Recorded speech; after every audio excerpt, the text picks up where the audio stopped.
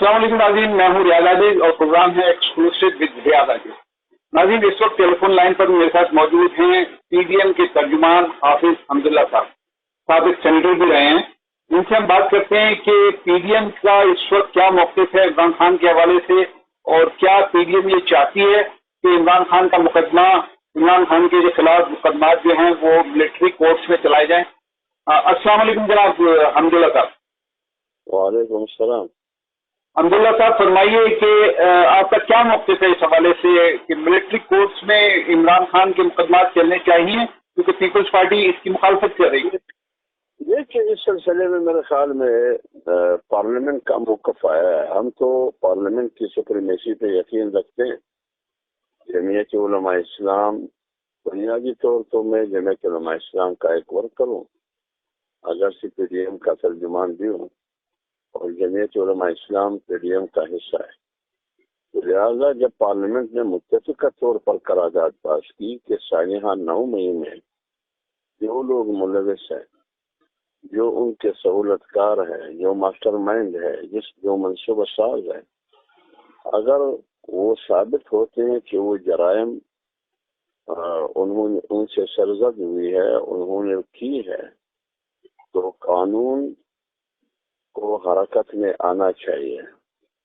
ठीक है। वो कानून आर्मी एक्ट की सूरत में हो, वो कानून सीक्रेट एक्ट की सूरत में हो, वो केस आर्मी कोर्ट में आता है, उसके मातहत चलाया जाता है, या सिविल कोर्ट में या एंटी टेररिस्ट कोर्ट में। तो पार्लियामेंट ने एक मुत्तफ़िक़ा फैसला दिया है, क्योंकि 9 मई जो है। अच्छा, इत्तलात ये है कि अब्दुल्ला साहब, इत्तलात ये है कि पीपल्स पार्टी के लोगों को अब भी रिजर्वेशन है इस मुत्तफ़िक़ा करारदाद, जिसे आप मुत्तफ़िक़ा कह रहे हैं। उन्होंने कहा कि हमने वोट नहीं किया है, इस पर क्या कहेंगे आप?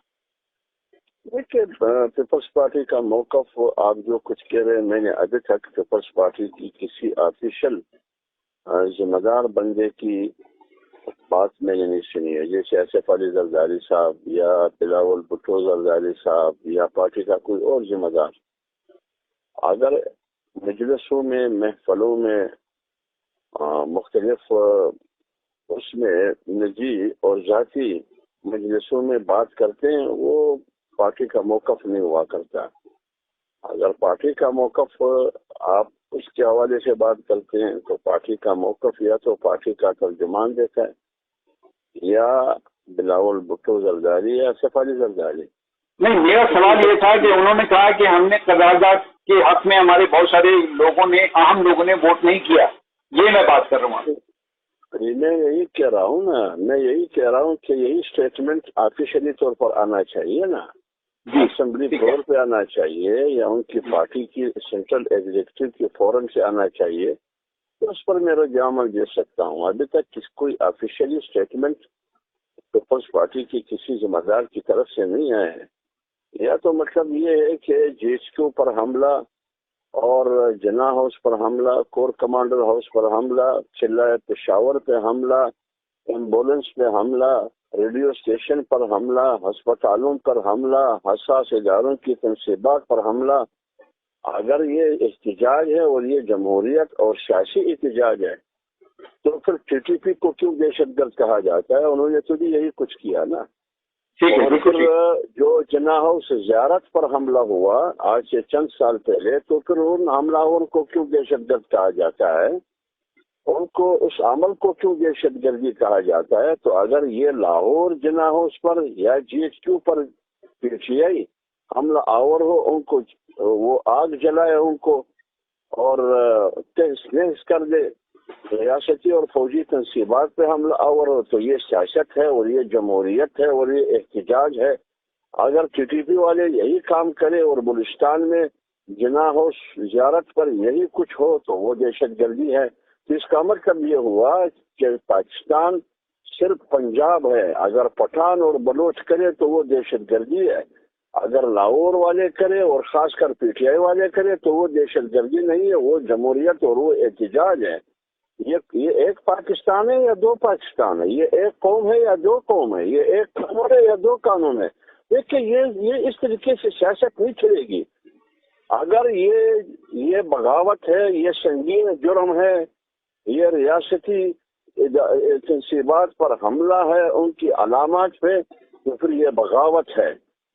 تو پھر لیکن سر بڑے ادب سے میں آپ سے سوال کروں، بڑے ادب سے ایک سوال کر لوں کہ یہ بات اب اپنے پہلو میں بیٹھے لوگوں کو، یعنی پیپلز پارٹی اور ان جیسے لائک مائنڈیڈ لوگوں کو نہیں سمجھا سکتے کہ بھائی آپ ایک طرف کھڑے ہوں، آپ کیوں نجی محفلوں میں دوسری بات کرتے ہیں اور آپ آفیشیلی دوسری بات کرتے ہیں؟ میں نے آپ کو کہا کہ اگر آفیشلی طور پر پیپلز پارٹی کا موقف آتا ہے، آفیشلی طور پر ان کے سینٹرل ایگزیکٹو کا اعلامیہ آتا ہے، آصف علی زرداری یا بلاول بھٹو کا سٹیٹمنٹ آتا ہے، تو پھر اس پر میں رد عمل دے سکتا ہوں یا حکمران اتحاد۔ لیکن اگر یہ فیصلہ قومی سلامتی کمیٹی میں ہوتا ہے اور اس میں پیپلز پارٹی کی نمائندگی بھی ہے، اگر کیبنٹ میں فیصلہ ہوتا ہے وہاں پیپلز پارٹی کے وزراء بھی ہے، اگر پارلیمنٹ میں قرارداد پاس ہو جاتی ہے تو وہاں پارلیمنٹ میں وہ بھی ہے۔ تو میری سمجھ سے بلاتر ہے کہ یہ کس نے یہ کہا ہے، ابھی تک تو میں نے نہیں سنا ہے۔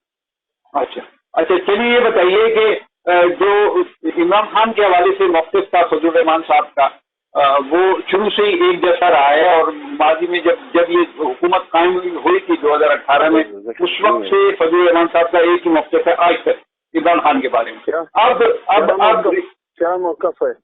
یہی کہ عمران خان جو ہے وہ پاکستان کے لیے رسک ہے، پاکستان کی سیکورٹی کے لیے رسک ہے، اس طرح کی بات انہوں نے کی ہے۔ تو اگر آپ تائید کر رہے ہیں اس بات کی تو میں سوال کروں۔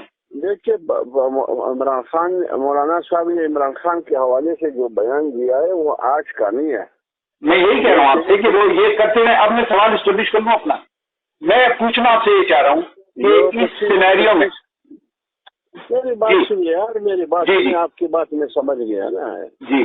25 جولائی 2018 میں بھی مولانا کا یہ بیان تھا کہ یہ شخص پاکستان کا نمائندہ نہیں ہو سکتا، نہ یہ پاکستان کا ایجنٹ ہے، یہ بیرونی ایجنڈا لے کے پاکستان پر مسلط ہے۔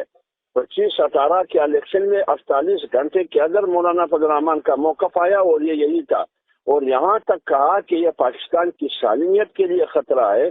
تو آج سب مانتے ہیں وہی بات جو مولانا کرتے تھے، آج سب مانتے ہیں، اور سانحہ 9 مہینے عملاً ثابت کر دیا۔